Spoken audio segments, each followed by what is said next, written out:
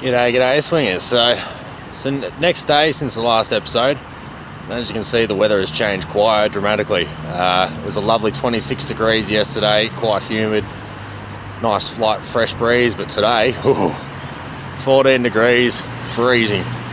This icy wind that's flowing through is not very nice, but hopefully there's a few coins hiding around here that I have missed. The Knox should be able to hear them a bit better than the 705. And as well as that being, it's rained last night and we've got 20 mils of rain. Hopefully the ground's a bit more conductive and I can actually hear those targets a bit better through the trash. Hopefully the trash doesn't sing out too much louder. Running the Knox with the 11-inch coil today, as I did yesterday, but not too sure how we'll go, but we're out for a swing, that's all that matters. Get back to you on the first target. And would you look at that, I literally turned on the machine, didn't even move, had a banging target, 21 solid. We got a $1, it's a surface one. It's only about, maybe 15 mil, so stuff all. Got a nice commemorative one. I got $1, swinging on. Alright, so we got a solid 22 target here. Now it's flicking around a little bit. But in that region, only shallow, only one indicating arrow on the Knox. Should be about there. Should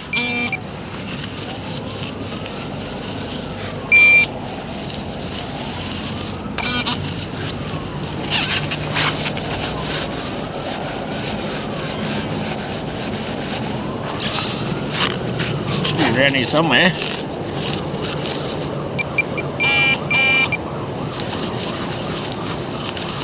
It's not. Oh.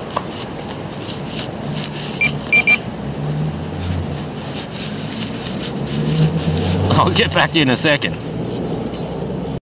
Well, unfortunately it was just a bottle cap. A little bit deeper than I thought, that's why I couldn't pinpoint it. But it's an old vinegar cap, so not too bad. Anyway, I'm going to keep swinging. See you on the next target. Alright, so we have our next target just here. Rang up 19, 20, 21. Like the 21 a little more. I'm thinking it's a $1. Let's see what we got. Where is it? Oh, I just missed it, I think.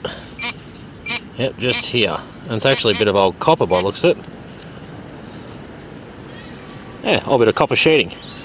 So, this area here, there used to be an old farmhouse or something, I'm pretty sure. This is a local park, but it was given back to the council so they could use it as a local park in the area when their family moved on from the area. So that's a bit of scrap from the house. Oh well, swinging on. Alright, so that's a different sort of find. It's down a bit of a ways in here, ringing up 27, 28, kicking 29, like that 28 region. But I think, I may be wrong, but this may be one of those old spinners that, you know, you put on the table and it spins on that top. It's got a good amount of weight to it, so if it is, it would go for quite some time. If not, I have no clue what the hell that is. This seems to be iron of sorts up the top, but the rest of it is quite heavy. I'm thinking lead, maybe brass. It's hard to tell, but it's quite a heavy item. Anyway, swinging on. There you go, a little more evidence of this being a house site. So it's an old door hinge, old brass door hinge. It's down a bit of a ways, quite a bit of a ways. So if you can see down there, it was all probably 9 inches, almost. So up to there on the pinpointer, quite a depth. But we'll keep swinging along here and see what else pops out. The Knox seems to be getting through the trash a bit better than the 705 does, so that's a given with all the updates. But hopefully, I missed a couple coins. I've found plenty of pendants and stuff each time I've come back, and I've also found coins as well. So fingers crossed, the 705 left me a few to pick up today. And just so you can see, that's how you dig a plug. What should I say? Fill in a hole. As you can see the outline But that's about it. Give it a few days, you won't even notice that. You can see the hole I just dug here before. So, as long as you patch them in properly, you'll have no issues in your council. As long as you clean your holes properly. Swinging on. And a little more evidence that this is an old house site in a public park. It's the top of the old tap. So, there's plenty of these relics around. It's just a matter of getting through all this sort of stuff and finding the treasures amongst it. I just found myself a big old bolt. Now this, so hopefully I can back it up with a coin or something. Be really nice. Swinging on. Alright, so I just want to give you an idea of why I use the 6-inch coil. This is the major reason why I use it. So, as you can see, it's a little bit jumpy at the moment on the screen. I'm running in 25 sensitivity, so maximum. A little bit jumpy. I sort of back it off to about 21 if it's a bit too jumpy. So, bring it back to that now for you. You can see that's a little bit quieter. You just hear a bit of a dit-dit-dit-dit-dit rather than a full sort of going off its face. And now if you listen to the ground,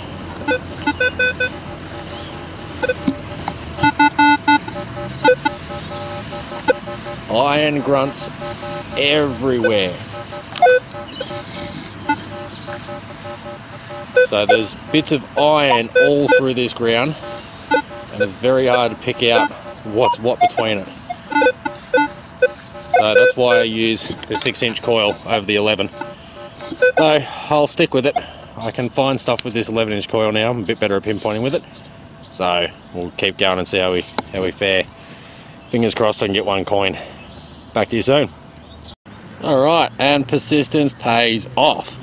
So, just on the top of my plug, I think it's a Commonwealth halfpenny, but I'm not 100% sure. Yeah, I'm pretty sure it's a halfpenny.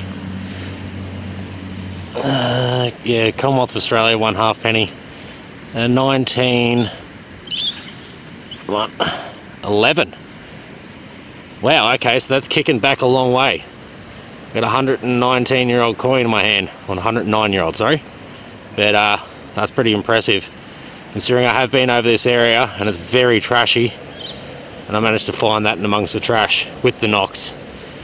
Right in amongst the trash. So sometimes it is worth going over the spots you've already been over, because you never know what's left lying around. Like this little ripper. Swinging on. Alright, well that was a tricky one to find, because it was standing on edge. As you can see, deep in there, we got ourselves a little brown bugger. A little 1-cent piece. So, there are still coins around here. I just got to pick through all the junk. And there's a lot of that. Swinging on. And there we go. Still in the hole as it popped out. A lovely little half compenny. So, there's a few of these floating around. We've got a 1931, I think. 35 even. It's hard to tell. You can probably see better through the camera than I can through my eyes. This camera is exceptional for up close images. I'd say it's a 35 because that's King George VI. So anyway, still some good targets floating around. Great patina on that one. Hopefully I can find one bit of silver in here I missed. Fingers crossed. Swinging on. Alright, that was one bloody deep ring pull. As you can see, almost full height of my pinpointer there. Where'd it go? For that piece of junk.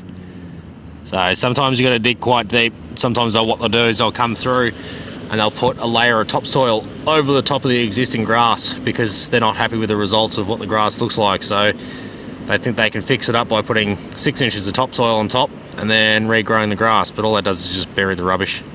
So sometimes you're finding really deep targets, that's all it can be. They've just put new topsoil over the top. Keep persisting, you'll find those old coins. Swinging on. Nothing like those fresh drop coins. 2-bucker. He's back. I finally got a 2-bucker. Sweet as. So no digging needed for that one when it's sitting on the surface. We'll keep swinging. Hopefully we can find a couple more pre-decis amongst them. Swinging on. As you can see, I haven't actually moved, and I just eyeballed another coin. Look at that. We got another 2-bucker sitting in the grass. You little ripper. So I'm just going to quickly swing the coil over because it was a bit erratic here.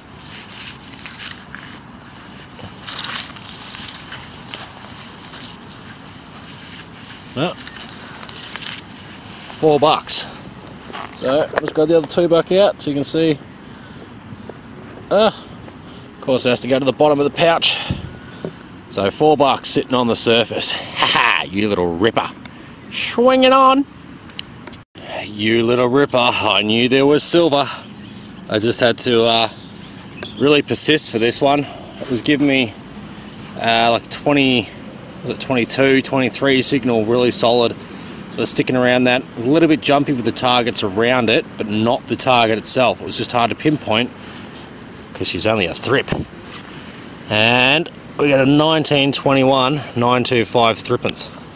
So I was chucking on that leaf. Grab a squirt bottle. Oh, look at that. Sweet and shiny straight out of the ground. And shush you, but enough of your jargon today. So as you can see, that's a lovely little coin. I'm very happy to have it. Silver every time in the Knox. This thing's a weapon when it comes to finding those coins. So as you can see, fairly clean nick. Very happy. These are my favourite coins to find. Swinging on, a very happy man. Right, so as you can see, I've come from all the way up here and worked my way down here, gone through behind the tree, and I've just been working my way back and forth between that tree and the footpath, sideways, working my way along. So I've got the thrip just over there somewhere, and I'll just come over here. I'm still in the clod, in situ. I've got a brown bugger, I'm pretty sure. 2 center. And that's exactly what it is. Little 2-cent brown bugger. I don't mind. Still coins here for me to find. That's the main thing that matters. So this camera prefers close images. It doesn't really like being too far from the camera. Excuse me. That may be because this camera is actually more set up for macro. It's not really set up for long distance shots, really. It really loves this close-up image, so sort of handy for this, but bit of a pain in the butt with that autofocus. Swinging on. Wow, okay, that's a lot darker than I thought. Give me a second. Yep, that's still pretty dark. So as you can see, it's getting dark. It's pretty close. Calling this last target because I don't have a torch on me. You're probably not even going to be able to see this, but I got a half penny. Alright, yeah, you're not even going to be able to see that. That's a half penny. But we'll get home, we'll clean that up, and we'll show you the results when I'm finished cleaning up. I'll see you shortly. Alright, so we're back home, and they're all cleaned up. As you can see, I didn't find too many targets today. Not decent ones anyway. But there are still some goodies hiding in amongst all that trash. So as I showed you, there's a lot of iron in the ground. It's very hard to work between with the 11-inch coil. But I took it out yesterday and I just couldn't be bothered swinging it, swapping it over this afternoon before I went out. So I will be going back through that area with a 6-inch coil later in the future. I really want to get between all of that trash and see if there's any more bits and pieces hiding like this. So as you can see, we got ourselves a nice little 1921 thrip. We got a 1911 halfpenny Commonwealth. I think this one was a 1936 and a 1939 Australian Commonwealth halfpenny. And as you can see, we got 2 2-buckers, a $1, a 2 center, and a 1 cent brown bugger. And as I was saying, I think this is one of those old spinner tops. I'm not 100% sure, but I think it might be. That would have been the bottom end, and this iron bit would have been the grip to spin it. So, either way, it was quite a nice little afternoon's hunt. Very happy to have been out. Hopefully soon, very soon, we can get onto some shiny. Thanks heaps for watching this episode. I hope you enjoyed. We'll be back next week with another one. Till then, take care, stay safe, and salada.